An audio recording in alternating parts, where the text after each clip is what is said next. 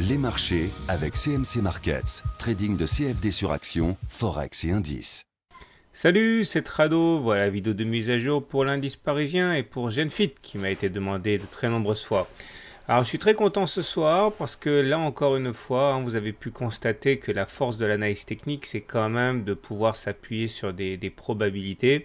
Et j'avais expliqué, d'ailleurs c'était mon pari pour les prochains jours, j'ai fait ça hier, qu'on allait revenir sur la moyenne mobile à 7 séances ici.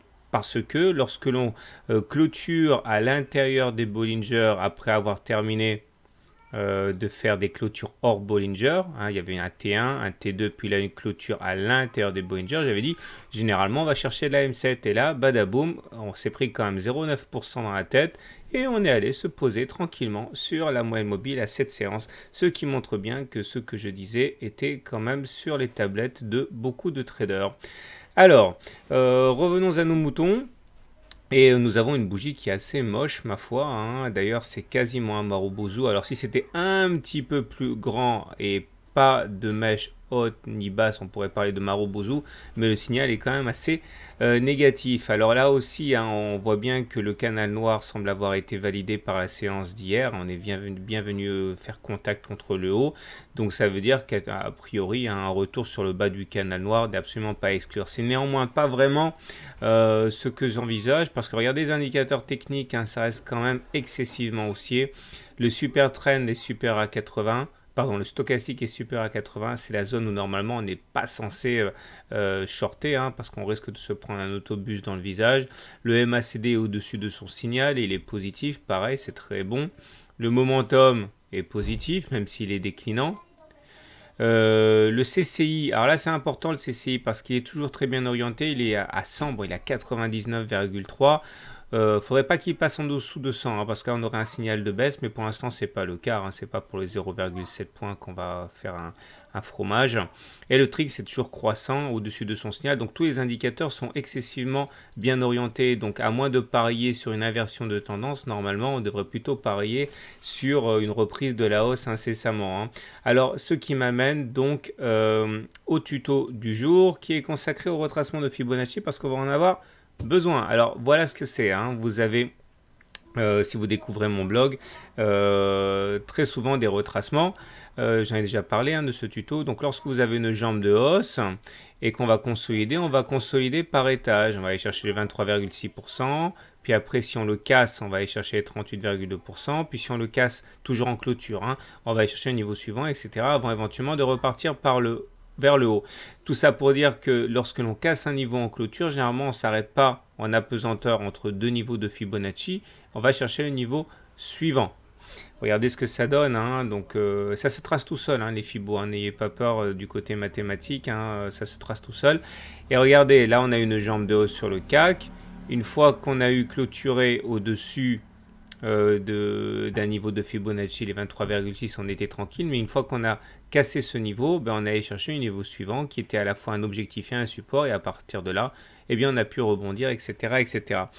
Si j'en parle, c'est parce que regardez, là, on est venu toucher la M7, bon, c'était classique, mais par contre, malheureusement, j'ai envie de dire, on a avalisé, on a validé la cassure des 23,6% de Fibonacci. Regardez comment ça se trace les fibres, c'est super simple. Ah mince, je me suis loupé. Donc, vous prenez un point de départ d'une jambe de hausse, vous tirez comme ça, et ça va venir chercher automatiquement les niveaux 23,6, 38, 50, etc.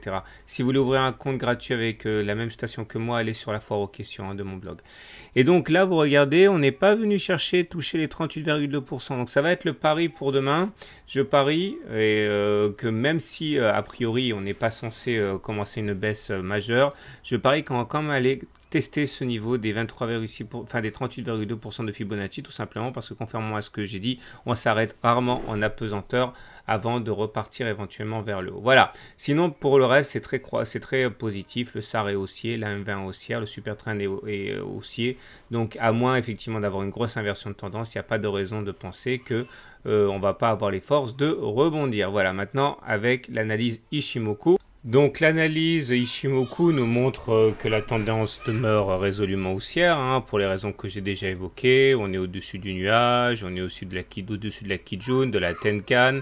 La Greenspan n'a quasiment rien, n'a rien du tout en fait, hein, pour l'empêcher de monter. Donc tout est excessivement positif. Néanmoins, là on voit quand même que, un petit peu comme ce qui s'est passé ici ou là, la faiblesse du CAC aujourd'hui nous invite quand même à craindre un retour sur la Tenkan assez rapide, ce qui à la fois confirmerait un retour sur le niveau suivant de Fibonacci que j'ai mentionné précédemment, mais qui confirme également que tant que la Tenkan tient, et en particulier tant que la Kijun tient, il n'y a aucune raison a priori de commencer à rejoindre les abris. Voilà, maintenant place à l'action du jour, comme je le dis, ce sera Genfit. Alors, concernant Genfit, pas grand-chose de neuf par rapport au tracé. Effectivement, comme on peut le voir, nous avons cassé le canal orange qui était là et donc ça a libéré le potentiel haussier. Je vous rappelle comment ça fonctionne, hein. Vous tracez l'épaisseur du canal, vous reportez cette épaisseur du canal de l'autre côté du point de cassure et vous pouvez donc voir que, comme par hasard, on est venu rallier pile poil l'objectif. Bon, ça, c'est pour ce qui s'est passé récemment. Maintenant, là, une analyse Ishimoku nous est très utile parce que regardez, là tant qu'on était en dessous du nuage vert, ici, on était en tendance baissière. On a réussi à repasser au-dessus de la Kijun le 27 mai et de la Tenkan. Ça, c'est très très bien. Après, on s'est attaqué au gros morceau qui était donc la traversée du nuage. Si on arrive à se positionner au-dessus du nuage, on rebasculera en tendance positive.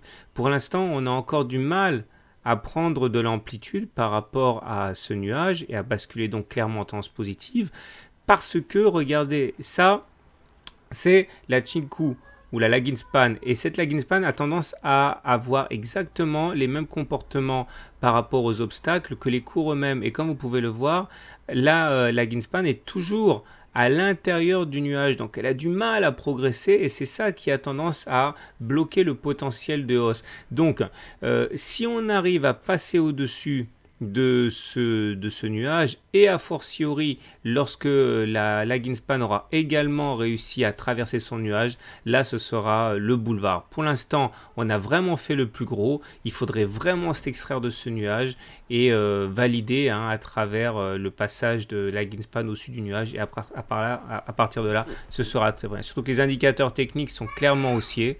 Regardez, le stochastique est dans sa zone de surachat, c'est la zone où il ne faut vraiment pas s'amuser à vendre à découvert. Le MACD est au-dessus de son signal, est positif, c'est bien. Le momentum est positif aussi, c'est bien. Le CCI est dans sa zone de surachat ici, donc voilà, pareil, il ne faut pas s'amuser à vendre à découvert. Et puis, comme j'avais déjà dit précédemment, depuis que le Trix est passé au-dessus de son signal, on a quand même bénéficié d'une grande inertie haussière. Donc voilà où on en est. C'est haussier, c'est sûr, mais les résistances viennent de ça. Voilà, je vous souhaite une très bonne soirée. Si vous découvrez mon blog, n'hésitez pas à faire un tour et à demander sur mon blog votre e-book 100% gratuit pour les débutants en analyse technique. Comme je l'ai dit, c'est gratuit et c'est sur simple demande sur mon blog. Je vous souhaite une bonne soirée et à demain pour la mise à jour.